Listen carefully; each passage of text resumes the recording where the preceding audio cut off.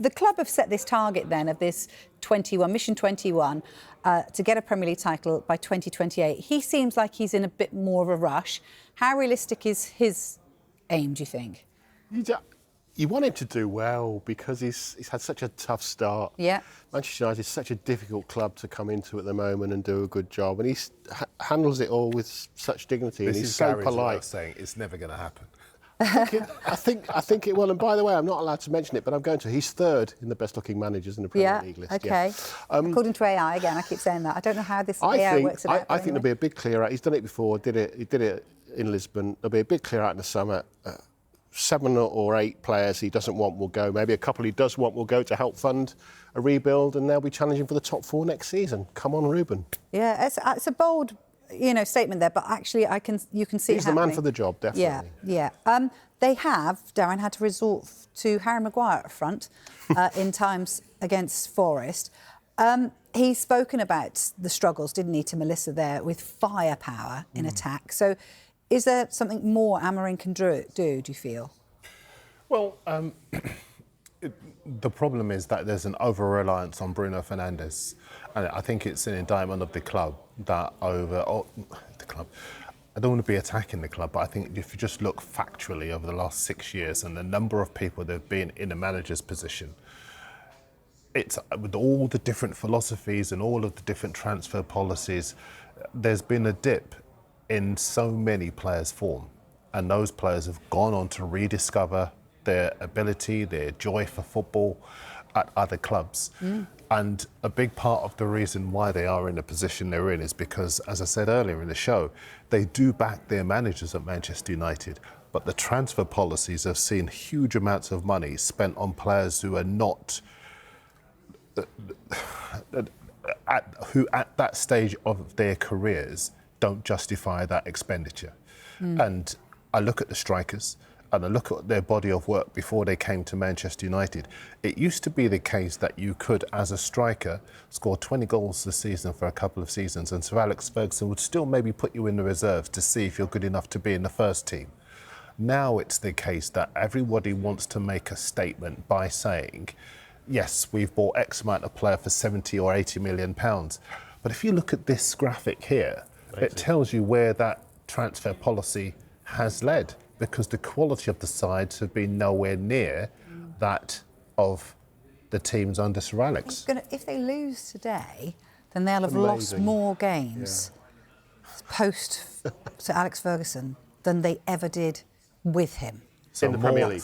In the Premier League. So that's what, more in 12 years than they have done in, 25 years that he was with under Sir Alex Ferguson. Yeah, but 6 years of that, I think probably 5, certainly 6 weren't Premier League years, were they? They weren't, but at the same time, he was still in charge of the club, and he was still able to... He had a difficult start. After that. But actually, that makes it more remarkable, because actually, when Sir Alex Ferguson did start, he'd had a torrid time of it, so that would have been when he suffered the defeats. I mean, what Amorim does acknowledge to Melissa is that he will not get that time. You cannot have that time at this point where so many other clubs are realising their potential, are spending wisely. We'll talk about Villa later on in this show, but their transfer policy mid-season has been outstanding. Damien Vidigani and Monchi at Aston Villa have really supported Unai Emery brilliantly in the transfer market, so that his options going into the final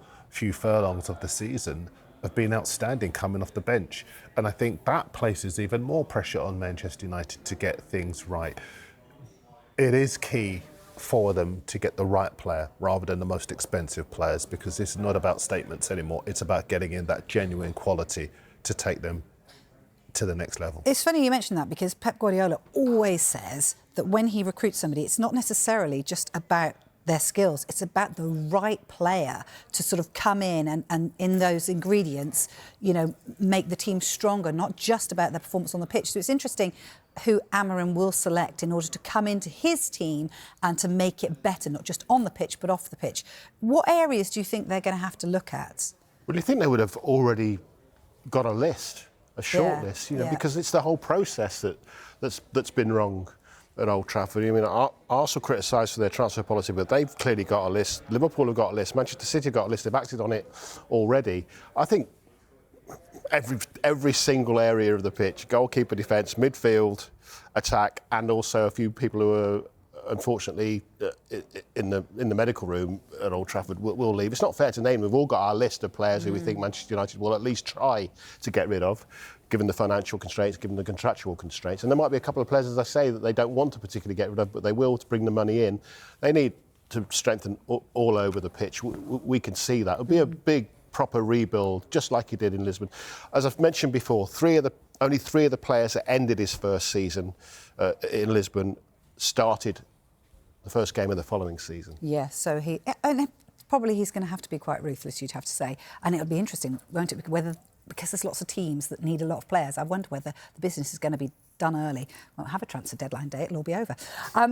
We will, I'm kidding. What are the papers saying? Just won an award for transfer deadline day. I know, exactly. KDB could do a job there. Who's that? KDB could do a job. Absolutely, yeah. So he's going to be on our transfer deadline day doing a job for us. Look, what are the papers saying? Goodness me. Well, I want to take you back to the Mirror, Sunday Mirror, for the first one, because Amorim, on the money, good play on words there, but look at the subdeck. It says so much about Simon Mallock's piece, which characterises the words of Ruben Amorim.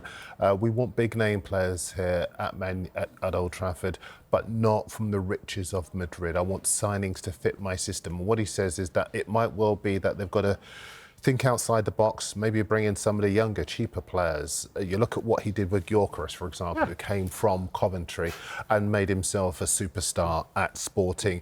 And I think it will be that kind of creative approach, rather than believing that they've got to make statements, as so many of the custodians at Manchester United have done over the past, 10, 12 years. And I like that from Amorim. Listen, he's a fantastic communicator and he knows how to say the right things, but he also knows how to build a team. And that team isn't going to be made up of players that cost a lot of money. It's going to be made up of players with the right attitude, with the right attributes, with the ability to be versatile and fit into his system. And that's why I still think there's huge cause for optimism going into this summer. One other paper, Sam Wallace, he's a regular on our show for very obvious reasons, and this is another outstanding piece from him. And I'll just paraphrase it because we don't have too much time, but there is a lot of scepticism around Dave Brailsford, a master of his craft as far as cycling is concerned, but concerns, a ripple of concern around the fact that this is the man closest to Sir Jim Ratcliffe, and yet his footballing expertise would not match, to be diplomatic, his expertise in the cycling world, and it has not gone unnoticed by lots and lots of people.